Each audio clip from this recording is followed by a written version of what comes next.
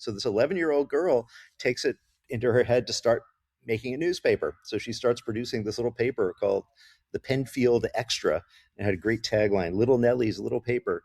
And at first, it was kind of a fun little hobby, like you would expect an 11-year-old girl to talk about her life and her, you know, her hopes and dreams and what was going on in the house and the neighborhood. But eventually, she stuck with it for years, and eventually started to, uh, broaden her horizons and talk about what was happening in the town and what was happening in the war, and you know, wondering how things were going with her brother, and getting a lot of input from her neighbors who would start contribute their own stories.